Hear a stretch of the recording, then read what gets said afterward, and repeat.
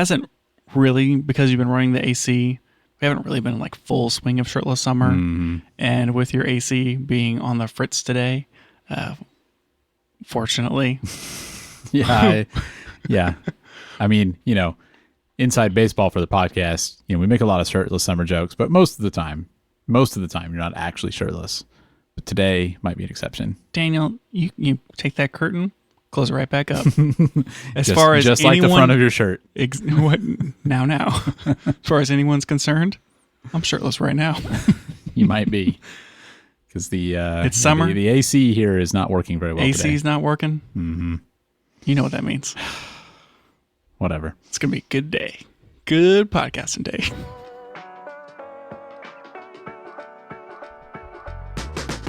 Welcome back to the Camera Gear Podcast. I'm Daniel. And I'm Lucas. And we're here today to talk about the gear, software, and techniques we use to shoot photos and video. Do you also use the back of your phone as a coaster? No, because I don't have a full case on my phone. So if I was to use the back of my phone as a coaster, I'd have to put it screen down on a table with nothing. And I don't have a screen protector on here either. True. That'd be bad news. You do it a lot, though. I use my phone as my coaster all the time. Imagine if you didn't have the Max. Stuff wouldn't fit. That's why I have a big phone, so I can use it as a coaster. Just seems inadvisable. Yeah. Did you you mentioned a couple weeks ago that, or maybe it was last week, you mentioned at some point that you could see yourself switching away from iOS. Uh-huh. Did you see that Blackmagic Camera supports Android? Yes. And I mean, recently they released an update that supports more Android phones. So they're did supporting see more that. and more of the Androids. I dug into it a little bit. There's still no Android phone that has log recording. I probably would never maybe actually use, I don't know. I envision myself using log on a phone, but I guess realistically I probably never would. Yeah. I did see that. It was encouraging.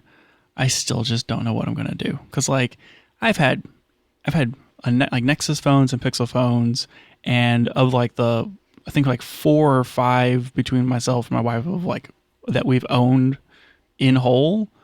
All of them have had a hardware failure. Yeah. It's like 100% failure rate on every Google phone that I've owned. You've never really, I mean, well, not for a long time have you been like a Samsung guy. I mean, it seems like most people who are really into Android and really into phone technology, it feels like for a long time the Pixels have been like cream of the crop, like, that's what you get. But yeah, I mean, you've had a lot of problems with them. Well, it's like I just want the software, from the vendor, right? I want that vanilla Android or whatever. They went away from the dessert names. They don't call them that anymore. No, I mean, we haven't even gotten to V, so it wouldn't even be vanilla. What if they call it vanilla? Oh, that would be super fun. But I like the Samsung ones are, like I had a Galaxy S3 and I had a Captivate, which was a Galaxy S1, not an Epic 4G Touch or anything, but And I mean, I haven't had a Samsung in that long. Yeah, since the dawn of the smartphone. I want to decide what I'm going to do as far as like my phone future now, so that like if I do get another iPhone, I want to like pre-order that puppy. Yeah, have it as long as possible. I'm going to have it for like 3 or 4 years. Yeah, I want to start at the beginning. You have a very small window of opportunity to get a phone before it's the old phone. But then like it's too late to get like I have to, if I was going to get a Samsung, I'd have to wait till February whenever they release the new ones. Yep. Because of all the AI features. You just have to. Oh, jeez. I don't know. Maybe they roll out. They're not going to bring out log. I don't know. I just like cameras too much. But I also I don't like the pictures out of the iPhone. I don't know if that's a hot take or not, but the photo, like the default iPhone photo look, not my thing. It flattens out faces too much, and it just tries to like expose everything, and I want more contrast in the scene, and I just really, really don't like it. But with the 13 and on, they have those like picture profile things where you can like set how it looks. Right. And I see myself as like, oh, I could just like set that how I want, and then I could get the video features that are good, and then I can deal with the photos. But also, like, I've been dealing with the photos for 3 years, so it's fine. Yeah. Well, it sounds like you're no closer to a decision. No, it's terrible. Yeah. I'm just going to keep shooting film. That's the only way. Which, boy, Daniel, do we have an unsanctioned segment in a few moments. All right. About film. Well, maybe we should move on to that. Okay, so we've gotten quite a bit of listener feedback over the last few weeks. Yeah, we have. And I wanted to maybe highlight a few of those things. One, we read like all the listener feedback that we get, so just keep sending that in. Yep. But only if it's good. Yeah. Or hilarious. If it's hilarious or good, just send that puppy in. We have to filter out all the spam because it's amazing how much spam you get in a contact form on a website. No, that's actually from our listeners. Oh, you think so? Yeah. Oh, man. You don't take like the podcast emails and just stick it into every single like junk website you can find. That's like my pastime. I don't like what that guy said. They're going to learn about couches soon. Don't give our listeners ideas. Oh, yeah. We don't need terrible. more of that. Oh, jeez. Anyways, what was it? Where were we going with this? Oh, yeah. Just somebody appreciated my F1 jokes. Yeah. And so yeah. that's not going to go away. One person likes those. I mean, for every one, there's 100 more in the walls. Yeah, exactly. It literally in the walls. Somebody mentioned this Finnish camera store that starts with a K. That's called Camera Store, but Camera Store with a K. And I was like, it's pretty cool. This place is going to steal my identity, almost guaranteed. But they are really into like restoring film cameras and selling film cameras. And they'll sell stuff that's broken, but you can still buy it. I found a Rolly 35 that's is for like $75. I'm going to buy that so hard, Daniel. I mean, that is a next level of camera hipster, buying broken cameras from a Finnish online camera store. Dude, this store is awesome. They have so many film cameras. I don't want to say this out loud because I haven't bought it yet, but they have a Pentax 17 in stock. I mean, I think you should get on it. Yeah, bleep that out for me if you can. Just where it says they have a in stock. Just okay, so that way no one's what's it called whenever they come in and they snipe you? No, you're thinking of scalping, maybe. Nah. But that'd be if they sold it to you. No, it's like where they like get it out from under you or whatever. Yeah, I think it's like eBay sniping or something. Sure, whatever. Anyways, well, whenever I was on the camera store website, not the camera store like the Canada camera store, but camera store, the Finnish camera store that starts with a K. Yes. To be very specific, I found some film that they specifically sell, which is a repackaged film with like a different whatever. And I did not put the link in here, and I'm like, with my memory, I'm immediately forgetting all the information I learned about it. Point is, it's called Santa Color 100. What a great name. And it looks awesome. And it's they like have whole rolls of it, and they pack it. It's like made in the EOS. Oh, now I remember. It's a security camera film, or drone camera, like film for shooting like security or like helicopter drone footage stuff, security stuff. Huh. You're just like, why shooting that on a film camera? The like blank stare that I'm getting. I don't know, Daniel. Maybe like you're running it through like Reels or whatever. Point is, because it's security film stock, it has to be really clean. And so it's like 100 base ISO and it's pretty low noise. And then they like repackage it and do whatever they're going to do. And then there you go, Santa Color 100. And they say that you can push it up to 800 ISO, which is like 3 stops. Wow. So I definitely want to get some Santa Color 100 and push it 3 stops. Yes. Yep, that's going to happen. And it just reminds me how with like, I like the Fujifilm simulations and all like the color stuff. Film is just like that, but way more, because like you get into like Loma Chrome or what's the candy one called? Eye Candy or something, or what's it called? Street Candy. There's like so many different weird, stupid rebranded film stocks, even though they're all just kind of like made from something else. But there's like so many. And it's like, well, I'm going to get this one and try it out. And I'm going to get this one and try it out. And I guess it's like you can radically change your experience just by loading a different roll of film. Yeah, it's like you don't have to wait for Fuji to release a new film simulation. Yep. You just buy a different just film. Load it in there. That's what I'm saying. It's great. It's the best part about shooting film. Nobody tell you about the Lumix Lab thing, because that's basically that for digital. Right? Just like, when we all switch to Panasonic, then I'll just be the real world. We all buy Panasonic S9s. Yep. And I think like I wrote down here that someone gave us some interesting Fuji feedback on just kind of our conversation with Fuji. I wasn't gonna like recap on that too much, but they basically kind of helped corroborate some of our wild opinions. I thought that was interesting. So. Yeah, I thought so too. I mean, we say crazy things, and like, we don't always know if they're true or not. Make wild assumptions. Yes, but it sounds like maybe we're on the right track with that. I kind of wish we weren't on the right track with that, but yeah. Yeah, I mean, I'm like so invested in Fuji. Yeah, clearly. But as you were saying though in that episode, like that's kind of more okay. I mean, it maybe hurts your chances of getting a new Fuji camera, but you've already got a bunch of lenses and some good cameras, so maybe you're okay. Yeah, I'm expecting it to work to my advantage now that whenever Fuji becomes Leica and all their stuff just becomes impossibly expensive, I'm going to sell it all for a huge profit. Yep. And then I'm going to like switch to something else. I think probably Nikon. I think it kind of just bums me out because it feels like it makes it not a good first camera to suggest to somebody, or like a good system for someone to get into. Like, because like, what would you do? You know, like you say, hey, I have a Fuji camera, I really like it, you should get a Fuji.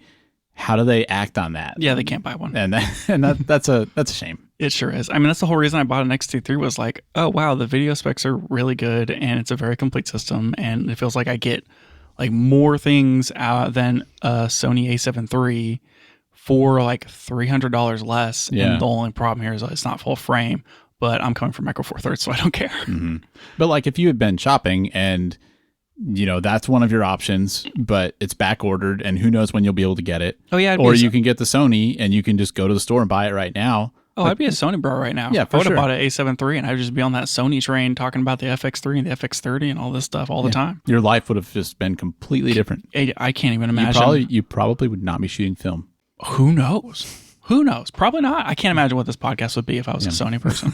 It'd be completely different. Very different. Yeah. Anyways, so speaking of film, I developed my roll. I shot a roll of Ultramax 400 over a weekend. We talked about it like 1 or 2 episodes ago.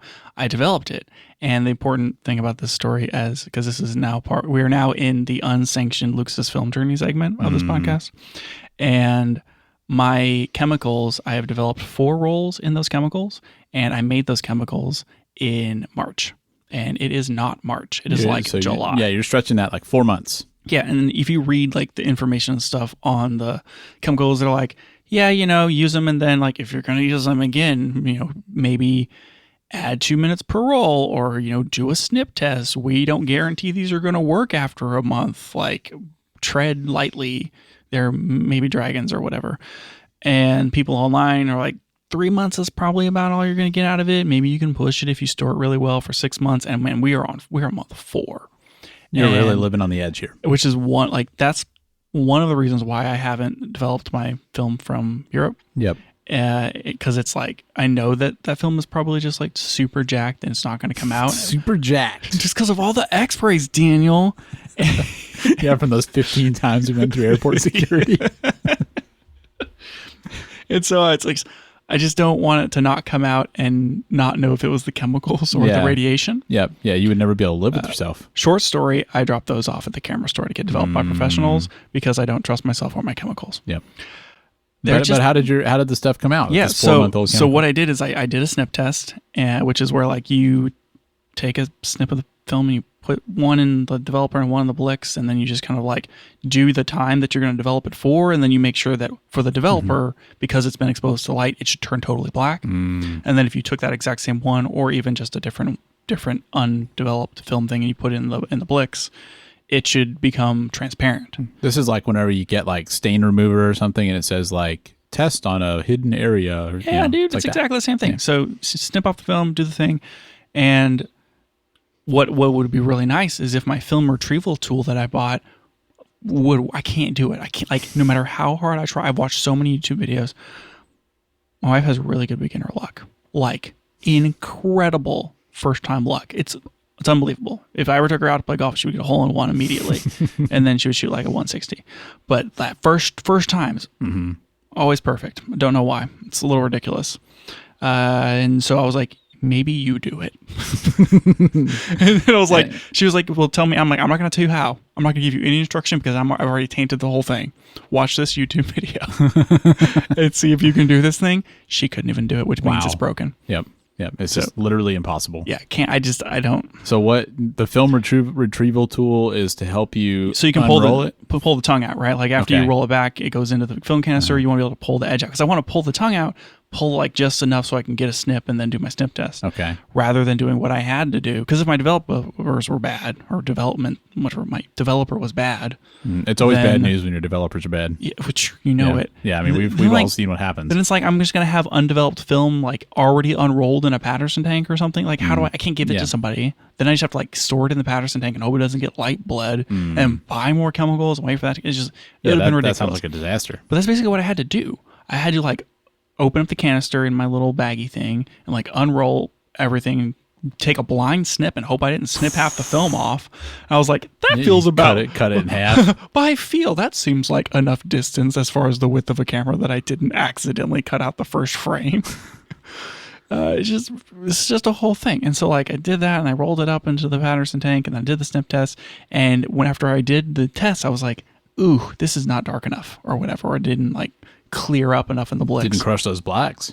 And so I was like, okay, well, what I'll do is I will run it a kind of like add additional time based upon like recommendations. And so what I ended up doing was I added a minute and a half, and then it looked okay-ish. And people say like usually like round up 30 seconds if you're using a really old developer. So I added 2 minutes on top of the normal development time, which we're talking at 92 degrees, like a 5-minute development time. And I added 2 minutes to it. It was like a 40% increase in development time. And it totally worked. I did also an additional time on the Blix with like the same percentage, and like I wrote this all down in my little film diary so that I know like because like you have to log it so you know how long you developed it last time. That way, next time you have 4-month-old chemicals, you know how long to wait. Well, I mean, I did buy a roll of Fuji 200 when I was at the camera store, so like, so there's going to be more of developing in your future. Oh, for sure. I'm going to like stretch these puppies out. Well, like, wait, so are you going to keep using the same chemicals? Yes, I am going to buy more chemicals now, just so I can have some powder, because the powder stuff will last forever. It's just once you mix it. Anywho, it totally worked. The film turned out great, but it was just a very tumultuous experience of like trying to dial in like how much. It feels so inexact. Yeah. Well, I mean, it kind of is, I guess, when you're using older chemicals, right? Yeah. I mean, I'm sure there are equations for all this, but you know, you're missing some variables, so you are kind of just guessing a little bit.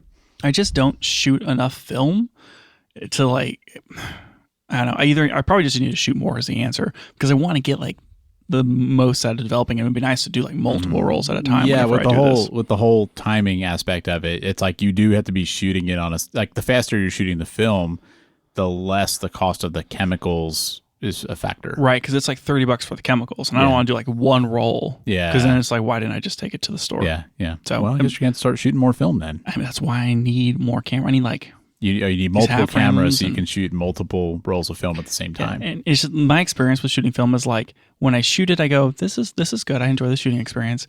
And then I develop it. I'm like, this is exhausting. Why am I doing this? And then I have to scan them. And it took like 50% of the Hungarian Grand Prix to scan those films. Yeah, the whole developing and scanning process doesn't really sound worth it to me. But. And like, I scanned it all in, and like, I'm getting faster at that, and like, it was fine. And just that whole process, I'm like, why do I even do this? It's just a waste. Like, it takes forever.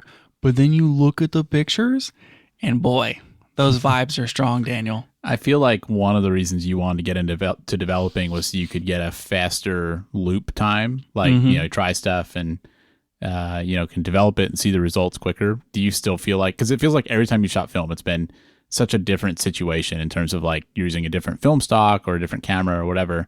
Like, do you feel like you're learning anything from being able to develop faster, or has that not really been a benefit? Yeah, I think I am learning. I'm learning every time I do it, and ideally I'd like to get to a point where I can develop them much faster. They come back and develop it the next day or that night. Yeah, because it seems like you keep having to put it off like weeks because it takes so long to do it that you can't take advantage of that. But like realistically, once I heat up the water, heat up the chemicals, and do the thing, I mean, it should only take me like 30 minutes or so to actually develop the film, but I just haven't gotten to that point where I've become efficient enough to do that. Sure. But I would like to shoot more, and I got to buy like Santa Color 100, and I want to try out a lot of other film stocks. And I really enjoy shooting on film, like the shooting aspect and the different film stocks, and seeing the pictures afterward is still like really rewarding in that they're terrible pictures. They're all terrible. They're pretty bad. Did you see the last ones that I shot? Did. Yep. Didn't they make you happy? Yeah, I mean, some of them were definitely not in focus. What? There's only like 2 that were in focus. I'm getting really good at focusing with that Minolta. If you say so. Like, if you compare that roll to the first roll that I shot, huge improvement. Huge. But I mean, honest opinion though, Daniel, what did you think of those pictures? I agree when you said that the vibes are strong. Did they make you feel like you were at because I shot we hung out for a weekend, friend's place or whatever, and yeah, you were like shooting by the pool and stuff, and it definitely had that feeling. Yeah, and it was just like summer 92, except for it wasn't summer 92 film stock. Yep. Yeah, it was like summer 92 degrees maybe. I don't know. I loved it. I was like, this is exactly how I remember it in my head. Yep. And all the grain, and yes, it was just awesome. You could do all that with an Instagram filter. Shut up. I feel like 36 photos to commemorate a weekend is the exact correct amount of photos. And I'm actually going to start only shooting in rolls in 36 count. Guess you're not getting that half frame camera then. No, I mean like with my Fuji. Oh, okay. Someone hires us for an event, I'm going to send them 36 photos. It's either 36 or 72. Yeah, exactly. No it's in between. Only factors of 36. Yes. Oh boy, Daniel, we are not getting to the Canon R5 today. Yeah. Oh, jeez. Yeah, this is not off to a great start. Yeah, no, I have like 2 things ahead of this too. I mean, I guess we could push those. But we really need to talk about the Canon R5 because we talked about the Canon R1 last week and everyone's chomping at the bit. It would be kind of funny to put off talking about that lens again because we've gotten really bad at talking about lenses. There are 3 lenses that are backed up here. There's one lens that's a reflex lens that I want to talk about. You have no idea. It's going to be very exciting. I kind of think we should talk about the R5. Okay, fine. We should talk about the R5. Can I talk about one more film thing? Make it quick. Okay. David, what's his name, that works for MKBHD on the studio channel, he shoots film. Yeah. And I follow him on Threads. And wait, you use Threads? Yeah, dude. We've covered this before. I'm on everything. I'm on Blue Sky, Threads, Mastodon, Twitter. I don't have time for that. I mean, I don't check them all. I'm like, we're this close to the Fediverse, and hopefully Threads will just unify everything, and I can just be on Threads. Yeah. Well, anyways, I'm holding my breath over here. He posted some pictures that he shot on his Linfoff Technorama Art 624 medium format camera. Oh yeah, that one. Mm-hmm. Yeah, and to be clear, Daniel, you know how we've talked about like 645s and 6.7s. Yeah. You know what a 624 is? I mean, I'm guessing it's like 6 by 2.4. No, it's 6 by 24. If you put in 120 film, you get 3 frames. Sounds expensive. It's like $8 of just film. Oh man. Because that's if you were shooting like color positive. Anyways, what he did is he shot like 2 rolls, so 6 photos. And he shot it on I think he shot like Velvia Fuji Velvia, it's Velvia, right? 50, and I think he shot like Porta 100, but he shot slide film, which is color positive. And so you have this huge negative. Then I forget the dimension of 120. I guess it's 120 millimeters, but it's like this giant negative, and you can just like hold it up to the light and see it. And he's like got his phone, holds it up to the window, and like you can see the thing, and it's medium format, so the grain's like super, super fine. The images are incredible. It's just like the San Francisco Bridge or whatever, but like, wow, that sounds pretty cool. And I'm just like super pumped with I guess like my main point here was the cool thing about like we haven't gotten to this point with with digital cameras. Like with film, your sensor area, quote unquote, is like, 120, so it's like 120 millimeters high, or it's, I guess, 24 by 35. It wouldn't be 120 millimeters high. I don't remember how tall 120 is, but like 35 millimeter film, you're 24 by 35. Your quote unquote sensor area is 24 by the length of the film. It's like 72 centimeters or whatever it is, or 1.2 meters or something. I know those numbers don't necessarily equate. So it's just like you can get these panoramic cameras that will just shoot a giant length of film. Yep. And it's super duper cool. Yeah, you said 1.2 meters, and that sounds a little much. What? No, it's like it's like 35 times 36. That's like over 100. But like that's not going to be one frame. What? No, I'm talking about the length of the film. Yeah. The Anyway. point is, you can shoot like half frame, or you can shoot like these super wides. Yeah. And that's the super cool thing about film cameras is they innovate. Different camera companies have innovated on different formats within the same like film. Yeah. And so you get like a crazy panorama medium format camera that can shoot a 24 whatever, like 6. So we 6 centimeters by 24 centimeters. Is that the size? No, that's not right. I guess it's like 6 centimeters by 24 centimeters. It's like the entry cost of that for digital is so much higher because you'd have to be able to make a sensor in some weird like shape or something, and that's just like that's probably never going to happen. And so they would have to do it digitally. Like it would have to be, you can get this weird thing by stitching stuff together, or maybe by using like multiple sensors together. That'd be wild.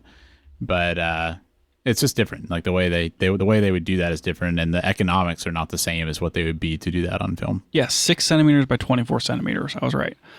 Anyway, it's not economical, but also like you like literally just can't shoot real medium format on digital, just straight up. I mean, even if you get like the biggest sensor camera that you can buy a Phase 1 or something, or like GFX the Deuce, it's still smaller than like 645. Yeah, it's like you're not that big, and so you can shoot these huge sizes. You can get this really small grain, and this is where I'm going with my film journey, Daniel. I'm going to eventually go into medium format. Probably going to start. Well, that was why you got into film. Yeah, I just haven't like warmed myself up to spending like $1,000 on a used Mamiya 645 or something, or 6.7, or I want a Pentax 6.7. I want that. No, I want a Pentax 645. Maybe the Finnish camera store has those. I mean, almost guaranteed. Anyways, it's all. I just thought those posts by Dave were super duper cool, and he probably listens to this podcast. I would just assume he does because everyone does.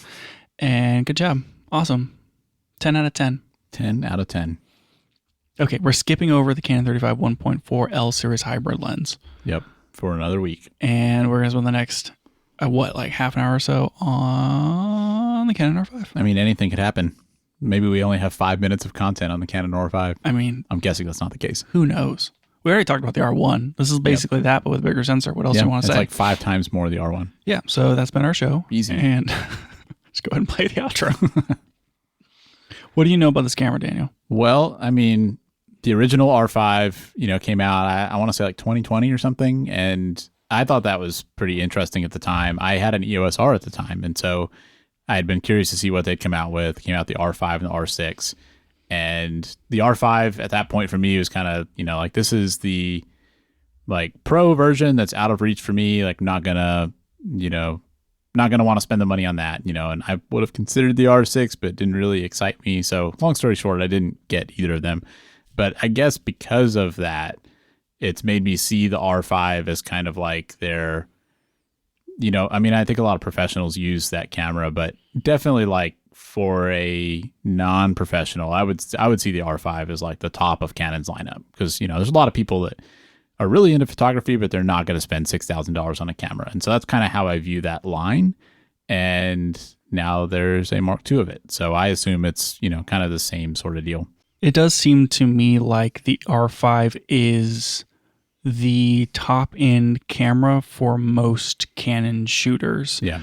The R1, like we talked about last week, is, while incredible, still very specialty, outshined by other manufacturers in a lot of weird, different scenarios, but still an amazing camera. Probably not like the camera for most people. One, because it's like 2,000 more than the R5, but then also because it's like lower megapixel and like what are you getting for it? And it's really like sports and action. Well, yeah. And then you have the R3, which now is outshined by the specs of the R5. And so there's not really good reason to get an R3 unless you really need the speed and the lower megapixels, and you can find one used for cheaper. Yeah, yeah. But then like the R5 Mark II feels like what... R5 Mark II is what I was talking about. Sorry. The R5 Mark II feels like the what your average Canon shooter who's not like a sports photographer, what that person would have thought of as the flagship. Like it has the features that you would expect to see. Yeah, I would suggest that the R5 is indeed the flagship. It's like the everyman's flagship. Well, I mean, if you're going to equate it to other products by other companies, we were talking about Apple earlier. So like you have like the iPhone, you have the iPhone Pro or whatever. I mean, to me, it seems like this is the normal iPhone, even though it's not an exact comparison, because maybe that would actually be the R6, because the R6 is maybe way more achievable. But if you're kind of comparing to like, they're like, hey, here's our top end, but then here's the one that actually everybody should buy. Yeah. Yeah, kind of seems that way to me too. Do you remember the R5 having any sort of like controversies around it? I'm trying to remember. I feel like there was some stuff. I think Canon has typically had problems with IBIS, and I think they had some trouble there.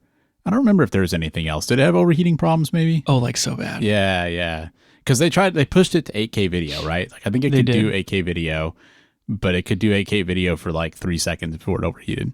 The overheating was like even in photo, that was one of the big things. And it seemed like firmware updates and stuff, they kind of got it under control. And like if you have an R5 now, it's probably fine. You don't really have an issue. Probably. I don't shoot with an R5, so I mean, I don't know your deal, you out there. But like it was not good when it launched as far as overheating. And like even you go and you shoot a bunch of photos and you like flip over to video, it's like, oh, I have 5 minutes of record time because it's too hot. Yeah, I do remember that now that you mention it. They've done a bit here to make it better. They put vents in this thing. Ooh, vents. It doesn't have a fan too, or just vents? They have a fan grip. Oh, I did see that. Yeah, you can buy a grip that you slap 2 batteries in it, and it's got a fan in there, and it doesn't have any buttons because the fan's controlled by the camera, but you just like pop that grip on there, and it blows air through the vents that they added, so it has good passive cooling, but also you can slap a fan on there and get like 2 extra hours of record time. I wonder if that guy on Reddit that CNC'd that super sweet looking heatsink for his XS20, I wonder if that guy's going to make something for the R5 Mark II. I mean, one could only hope. Yep. But yeah, I actually thought the fan grip thing was kind of an interesting idea because, I mean, Fuji has that add-on for the XH2S and XS20, that screws into the back. It's like $300 or something, but... And you can't close the screen. Yeah, you can't close the screen. I actually think that doing it with a fan grip is a more clever way to do that. I'm 100% team fan grip here. Apart from the cost, and it's because it's like somewhere between $500 and $700. That's a lot of money. It's just ridiculous. Yeah, it's really, it kind of I think ends up that the person who's using the camera to the extent that they need that probably doesn't mind paying for it, but it is a lot of money. Let me be honest, Daniel. The cost of additional grips is egregious. They ship these cameras like the R1 or the R3 or whatever, 1DX, where they have like these integral grips, and it doesn't seem like the grip adds any extra cost, which. Why would it, right? Why would it, right? it's extra plastic. But like you make it removable, and I mean the cheapest grips that I've seen from companies are in like the $300 to $400 range. Now, unless you get it from China. Like when I had the GH5, I got Panasonic had their battery grip that was again like at $200-$300, but you could get one on Amazon from Newer. Like $45. Well, I'm talking like wonderful OEM camera grips, and most of these things don't even come with the batteries. Yeah, I mean you buy OEM batteries, like you're going to spend $60 to $80 a battery, and it's like, oh, if I'm spending $350 on the grip, it must come with two $80 batteries, right? No, you still have to buy the batteries on top of it. It's ridiculous. It does feel like a cash grab, like so bad. It's like a premium tax or something. I don't know. It's annoying. That's why I don't own a battery grip. Yep. I feel like I could be a battery grip person. I feel like I'd be really into it. Well, it was actually really nice on the GH5, and the reason I did it on that camera was because I set up my rig so that the cage was attached to the battery grip rather than to the camera. Yeah, that was interesting. And so you could loosen the camera from it with like one thumb screw, and then your camera was free. And that was a cool setup, but I don't think I would do it normally. I don't know. I don't like how bulky it makes the camera. I always thought the GH5 looked hilarious when you put the 42.5mm lens on there with the battery grip. It looked like you didn't have a lens on there at all. It's super fun. Is that a pancake? No. Anyways, the new Canon R5, it seems like they've totally addressed the cooling issues. Other things with the old R5, and even with other 45 megapixel cameras that are on the market, specifically the Sony A7 R5, you're limited by read speed. And so Canon comes out with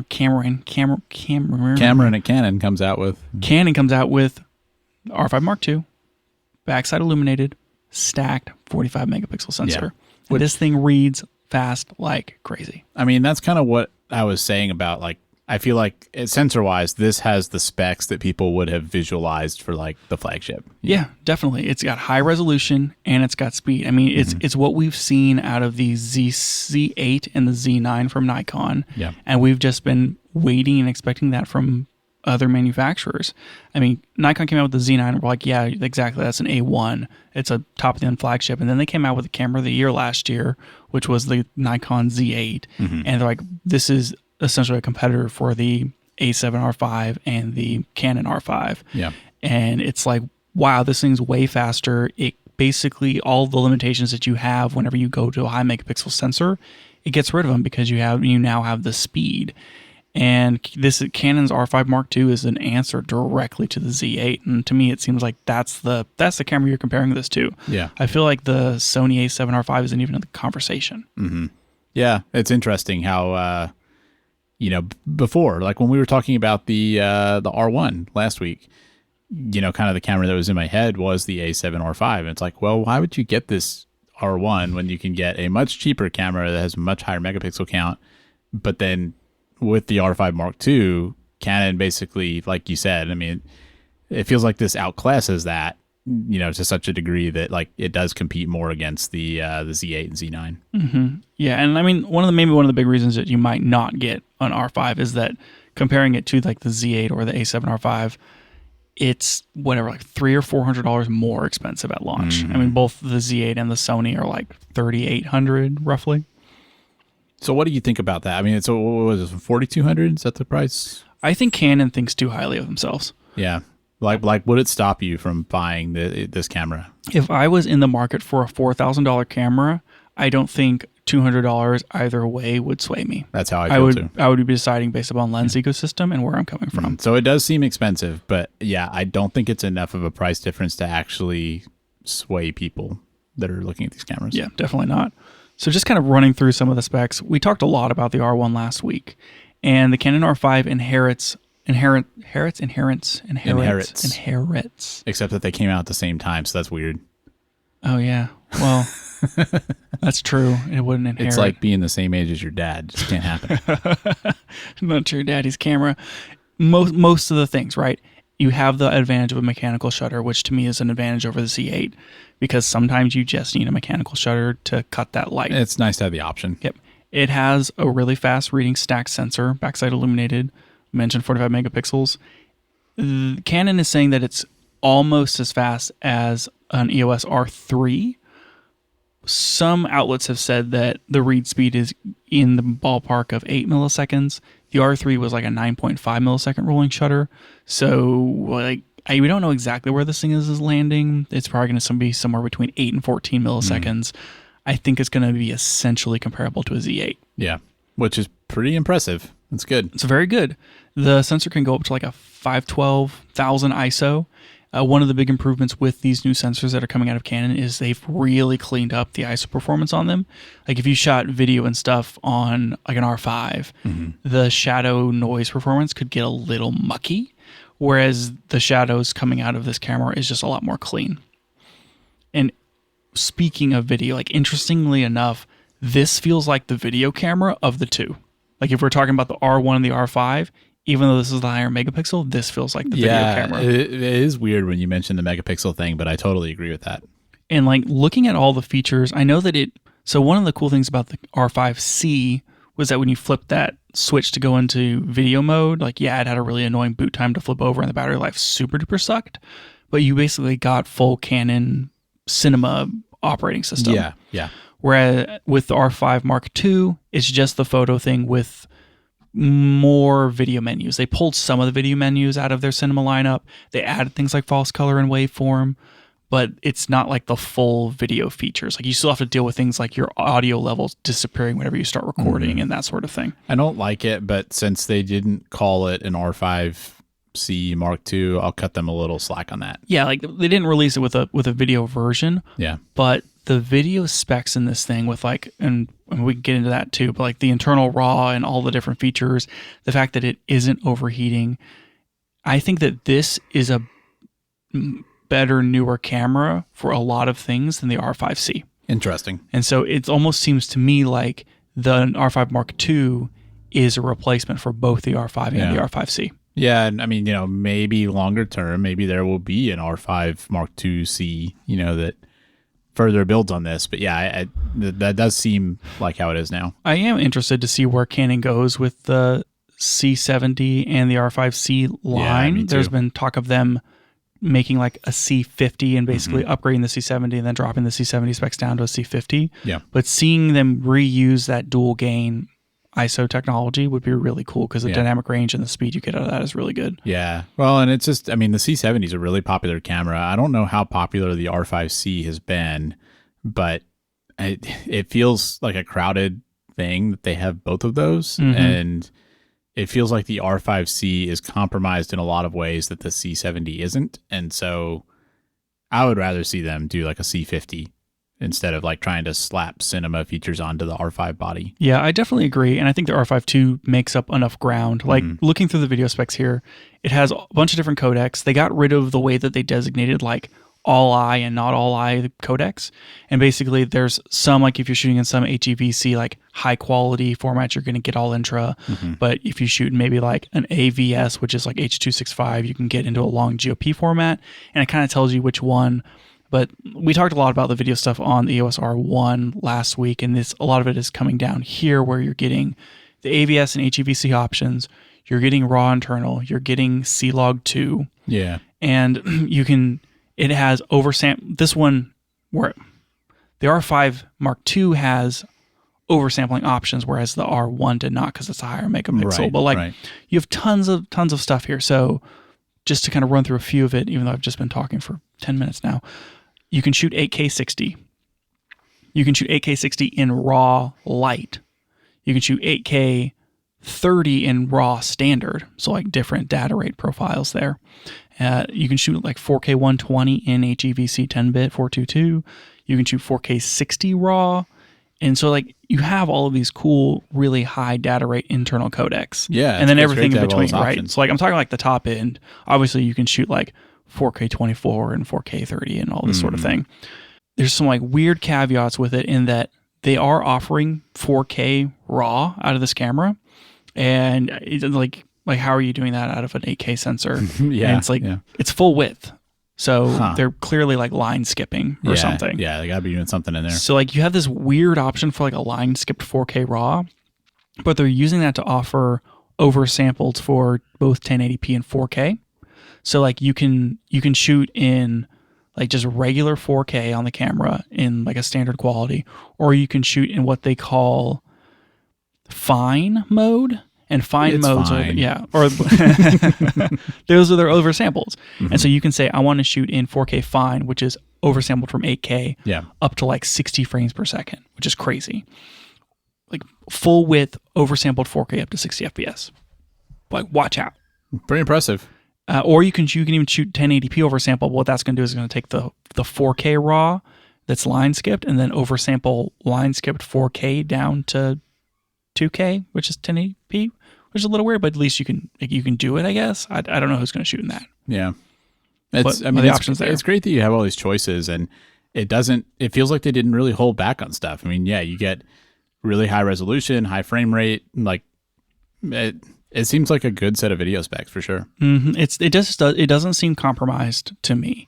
Like the fact that you can get, 12-bit off the sensor, you can shoot in C-Log, and have a log profile that can actually push out to 14 plus stops. And the fact that you can get raw internal if you need it, it's all like really, really good. Yeah. And this is why I think this is a decent replacement for like an R5C, because you can do all of that and still get like reasonable record times. Like you can maybe get a couple hours, or you can slap the battery grip onto it with the fan and get even more time. Yeah.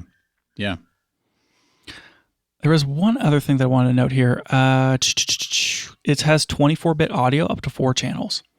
So you can take like one of those Tacom whatever things and slap it on the hot shoe. Nice. Or you can record audio in and on mic scratch at the same time. Huh. And I think that's neat. Yeah, that's pretty cool. Yeah, so you can kind of have like maybe a little bit of backup or something to sync to. Yeah. Okay. We've talked about the sensor. We've talked about a lot of the video stuff. Seems like a really good video camera. Probably a photo camera first for most people. The photo specs out of this inherits basically the entire autofocus stuff that we've talked about from the EOS R1. There was something into this camera. And there's something that's a little different. It doesn't have the cross pixel thing. Yeah, that's right. It's hard to know how much that really matters. I think that plus the read speed on the R1 are going to result in faster like figuring out what to focus on. So I think that the R1 is still going to be a faster autofocusing system. But the software and the AI, Digitech, whatever garbage that it's doing with like the face detect and the sports priority. That's all here. Yeah. And it's all still like super, super good. And then the R5 Mark II is going to be highly competitive with this current crop of Sony autofocus systems. Yep. I'm glad they're making improvements there. I mean, I always felt like Canon's autofocus was really good, but it did seem like Sony was starting to beat them a little bit. So, I mean, it makes sense they'd want to push that forward. For sure. It also is basically the only, right now, if you need a high megapixel still camera and you're shooting raw burst rates, I think the R5 Mark II now has the highest raw burst rate in a high megapixel still camera. And that's 30 frames per second. Oh, pretty good. I assume it can't do that for too long, though. Yeah, so... Because on the R1, it's like you can do bursts for basically like infinity. Right. It has the same buffer, but the files are bigger. So if you're shooting like just straight RAW or RAW plus JPEG, and you're shooting it to the CF Express card, because this has CF Express and SD, you'll probably be okay. You're probably going to start buffering after, maybe like 30 seconds or 10 seconds or something like that. So yeah, you're going to run into it. If you're recording to the SD card, boy, you're just going to you're going to fill up that buffer and you're going to be waiting waiting. Yep. It's so slow. Which, to be fair, doesn't matter to a lot of people. Like, I mean, me, for example, I almost never shoot burst. There have been a few situations where I used it, but it's just not a common thing for me. There's going to be a case where you're going to want to CF Express in this thing in order to get the full value out of it. Well, I mean, regardless of anything else, those are big files, and if you've gone out for a day of shooting, you're going to be a lot happier offloading from a CF Express card than an SD card. Yeah, for sure, absolutely. But yeah, it's the same. It's just the same deal that we're talking about with the R1. You still get the 14-bit readout and electronic shutter, which is a huge improvement over the R5 Mark I. Like that was a 12-bit and electronic shutter, and just kind of made it so you had to shoot in mechanical and capture out at 12 or 8 frames per second. Now that you're getting 14-bit, like decent RAW, this all of a sudden it opens it up as this is a sports camera and a portrait camera. Yeah, it's cool to be able to do both. Yeah, definitely. It's like it's not as good for sports as the R1, but it's anybody buying a $4,000 camera wants it to be able to do a little bit of, you want to be able to do anything reasonably well, and so it seems like they've given you enough there that you could do that and feel good about it. For sure. Yeah, it's all like super duper good. Few things on the body. It's you get the full size HDMI port, which is a huge improvement. Yeah, that's nice. Yeah. This one and the R1 have 8 stops as far as in body stabilization, and it also do the whole pair with the stabilization in the lens and blah. So that's table stakes. It seems like the wobble's mostly not gone, but no more wobble. Probably, but TBD, right? I mean, we should talk about the way they release these things in a second. The viewfinder on this thing is essentially the same viewfinder that was on the R3. Yeah, so not the R1 with its massive viewfinder. Yeah, the R1's viewfinder is incredible. This one is 0.76 times magnification versus 0.9 on the R1. And it's the 5.7 million dots. Yeah. So less resolution. You can still do 120 but frames. Still a really good viewfinder. Still a really good viewfinder. It's twice as bright as the R5 Mark I. And it comes with all the eye detect features that you get out of the R1. And it's super good. It's just not as good as their quote unquote flagship. Understandable. Yeah, definitely. And the back screen is whatever. It's just a 2.1 million dot 3x2 or whatever, 3.2 inch, blah blah blah. Yeah. Takes the same batteries as every Canon camera. Takes the P series batteries, blah blah blah blah blah. They are switching to the new body design with this one, where they're moving the on-off switch and the movie still switch, and they're switching them. Swapping them. Interesting. So now you're going to be turning your camera off all the time. Everybody's muscle memory's gone. Yeah, well, I think as far as a super quick 10-minute rundown, that's all the things. It feels like they fixed the problems with the R5. They caught up with everybody for camera speed, and they've released a very complete package here. Yeah, I mean, this seems like a pretty solid update. For a Mark II, pretty good update. It's everything that I would expect out of a 2024 $4,000 camera. Yeah. I don't think that there's anything super obviously missing. There's some nice to have things that I would love to see. I would love to see a different screen design. Something more like the A9 III. Sure. I would like to see 2 CF Express card slots, but I get that SD doing the dual, at half SD is nice for a lot of people, but yeah, it's good. It's really, really good. I guess I'm curious. I mean, I agree. I think it's a really solid release for them. And so now, we've seen, it's we've seen Canon's new lineup, right? Because we've got the R1, and the R3's been out for a while. Now we have the R5 Mark II. R6 Mark II was last year. Mm-hmm. So, and then they've got the lower end stuff, R8, R7, R50, etc. I mean, like with this release in particular, and with the R1 as well, like how do you feel about Canon's photo hybrid camera lineup now? Like, do you think that it's a solid choice? Do you still feel like they have big gaps? I mean, I think that as far as like camera brands grow and lineups and that sort of thing, I think that the RF lens ecosystem, while still wildly overpriced for a lot of what it is mostly complete to this point. They are offering a lot of lens options that no one else is making.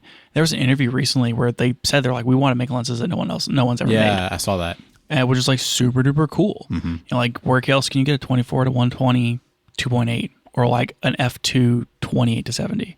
They're just making these incredible lenses that are all way overpriced, and the bodies are reliable and rugged. They've improved the reliability with like the overheating issues we had with last generation, and you have everything from like a $600 price point all the way up to a $7,000 price point with modern sensors and modern releases. And so it seems like Canon has finally kind of completed the line and caught up. And I feel like people who want to shoot in Canon and be in the Canon ecosystem, there's maybe less and less things that they need to be looking over the fence for to switch away. Yeah, I mean, the main thing that still sticks in my mind is just how expensive the lens lineup is, and that's what would hold me back from considering it. But in terms of camera bodies, it feels like they've got a good offering at basically every price point. Yeah, I think that the out-of-camera JPEGs from Canon are still just super duper good, and like they look great. The RAW files are fine. I think that like I think that the RAW files out of the Nikon are maybe still better.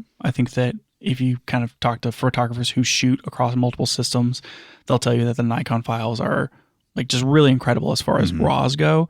So, and Sony is always leading in the like technologies for as far as they're going to have just even more features. So it feels like, there are pluses and minuses on either side of Canon right now, but they're over 30% of the market for a reason, and they're the market leader for a reason. It's because like they are dominant in the professional world, and they know what pros need out of their gear, and they provide like reliable, ergonomic, solid cameras. And the R5 Mark II is like, that's going to be the workhorse. Yeah. And like, it feels like they released what they had to release. Yeah, I agree.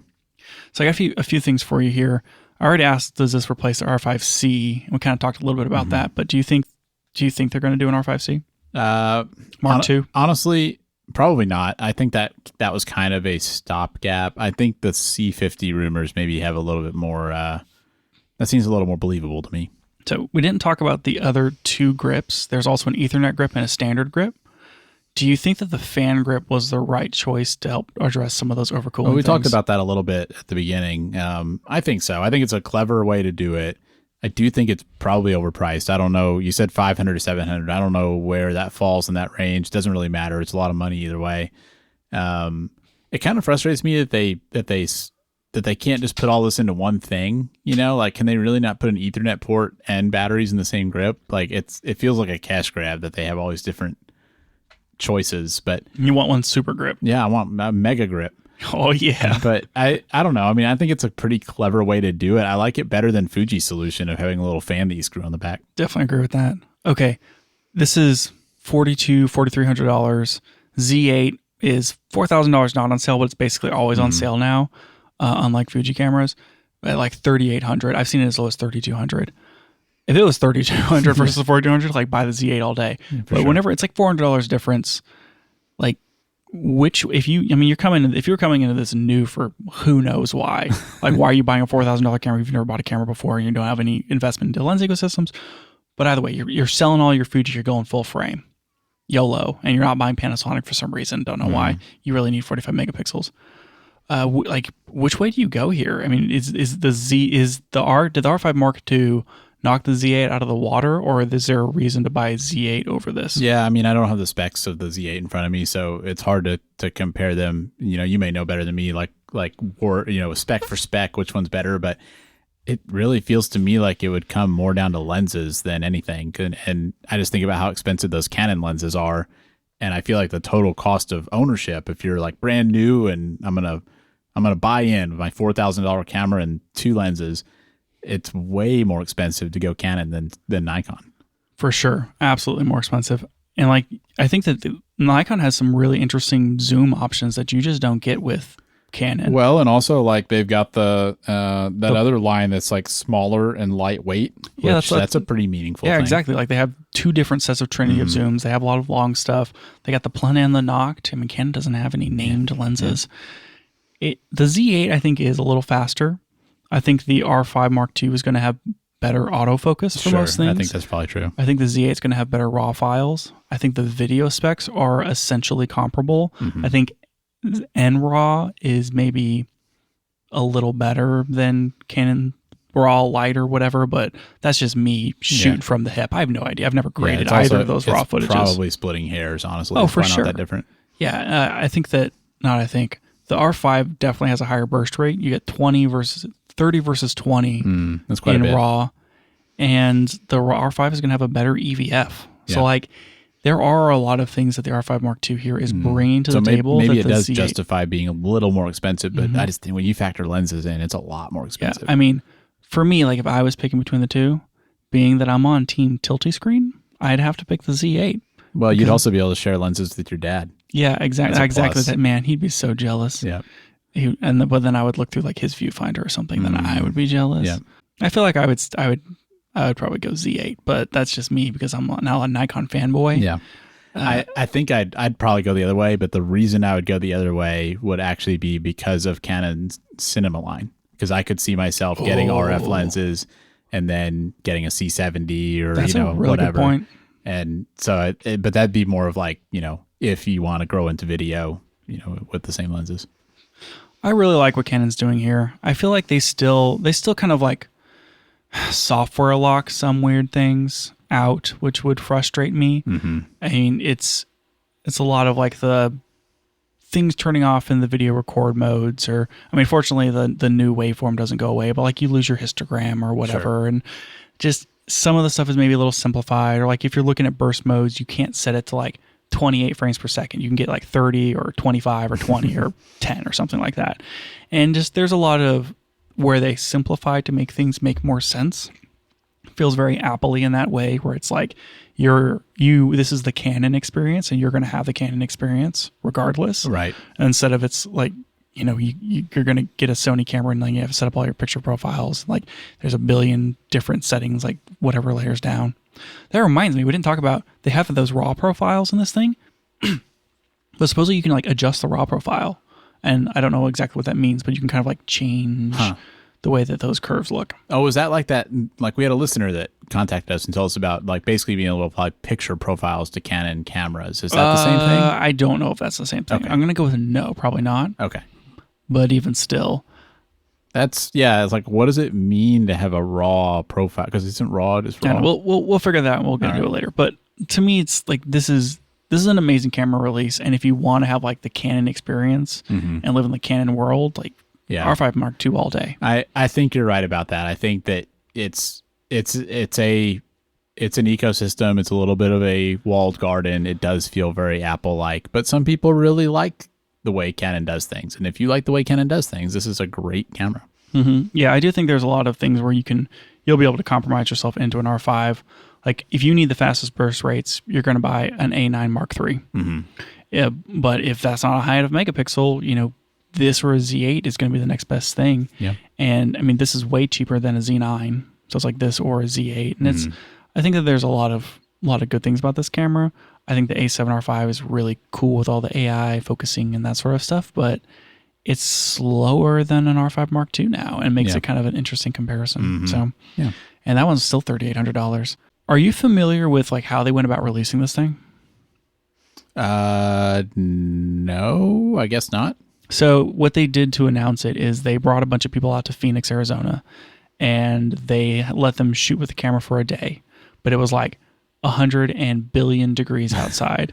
And so no one went outside, and they were there for literally like one day. They gave it the cameras to them in the morning. They had to return them like the exact same time next day. So like 24 hours. But as far as the preset shooting times in aggregate, people got like 2 to 4 hours to shoot with these things. That's not very much. And like, that's it. And this is like, here is our flagship launch. And they launched it in a way where they essentially forced the hands-on time to be extremely limited. Yeah, that's a little suspicious, isn't it? Yeah, nobody got to keep the cameras. They like did all their debriefing and whatever, and like released it, and here you go, and now you can pre-order.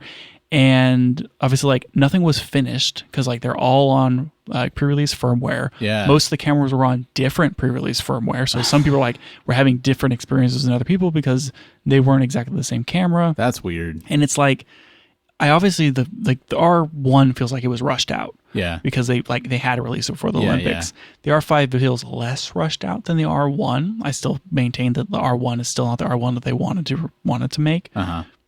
Anyway, it was a weird release in that like these are the top end, look what Canon can do cameras.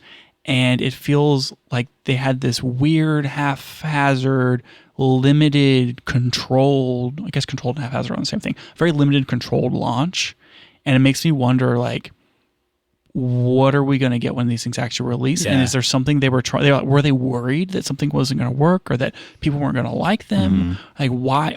It was such a strange release. I'm curious what you think about all that. It could be that, or it could just, it could be something totally unrelated to the products. It could be that whoever was in charge of marketing at Canon left, unexpectedly, or, had a, big illness and is out for 6 months or something. Sure. And, they're having to fill in, and, the person filling in is kind of scrambling. It could be something like that. We really don't know, but it is a little suspicious, and it's kind of surprising because it feels like Canon's always done pretty well with, getting their cameras into the hands of, testers. And, I've never felt like they release things in a weird way, but that does sound pretty strange. So I don't know. When is this coming out? Did you say? I think that I'm going to get these mixed up. One of the cameras ships in like mid-August. Okay. And the other one ships in the fall, quote unquote. So, and I think we don't have long to wait to hear, but could still be a few months out. So I guess we'll have to see.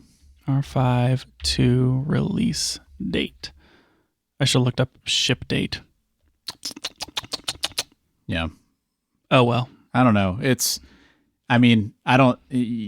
Fortunately, Canon's not pulling the Fuji thing. Like, you will be able to buy one of these eventually. So, it seems like at this price point, for most people, it's probably not the kind of camera you pre-order, wait until you can see some real reviews and see what people think. But I bet there aren't going to be any major gotchas. Like, most of what they're doing here is pretty sensible stuff. Like, the IBIS may still be weird, but it sounds like they fixed the overheating problems, and I don't know. It's kind of hard to picture what could be wrong with it, I guess. Man, my prices on those battery grips was totally wrong whenever I look at Canon's actual release information, because they have them at like $350, $500, and $400. That must have been like weird Canada prices or something. Yeah. So that's not as bad then. Yeah, that's not as bad. Totally reasonable. The listeners have already emailed us. That's fine. It's fine. I don't care. Send those emails. Do it. I dare you. I'm not going to correct myself. So it is August 2024 for the R5 Mark II. Oh, and then it's fall for the R1. Yeah. Well, August for the R5 Mark II is not far away, so I guess we'll get to find out if there were any weird gotchas. But they're going to sell the R5 Mark II with the 24-105 f4 as the kit lens. Huh. That's a strange choice. I feel like a 2.8 would have made more sense. It's but I guess it would have made the kit really expensive. It's better than their like normal kit lenses, if that makes sense. Like, the like 3.5 to 6.3, whatever standard zoom. Yeah. The 24-105 f4 is a really good lens. I guess that's a good point, that it's like one step above what they would normally do, which maybe that's appropriate for this camera. Yeah, and with the high ISO performance and everything and it being full frame, f4 is going to be perfectly fine. Yeah. If you're just getting into this and you have $5,400 to spend, sure. But also, I feel like if I was spending $5,400, what's another $2,000 on top of that to get the 2.8 version? What's another $2,000? Yeah, exactly. Or get the 2.8 version of the 24-105. It's only like 7 pounds heavier. What's weight? Some people would say nothing. You got anything else on this one? I don't know. Probably. I feel like there's just going to be a lot more on this. We've had 2 really heavy Canon episodes with a touch of film, and I think what we need is a non-Canon episode. Yeah. Maybe we can just like do a catch up on some of these lenses. Yeah. I have like 3 lenses I have to tell you about. Yeah, but one of them's a Canon lens. Daniel, there's a thing with that lens. Okay, like we haven't talked about it, but that lens has an aperture ring on it. And when they released it, it was before these 2 cameras came out. And the aperture ring, whenever they released it, said it only works in video and not in photo. I know, yes. But we'll save that for when we actually talk about that lens. Ridiculous. Give people something to mull over this next week. Like, what are we doing? That's it for the show today. Thanks for joining us, and if you liked it, tell a friend so they can check it out too. You can find out more about the show at www.cameragearpodcast.com, and you can find us on Twitter @CameraGearPod. We'll be back with more next week.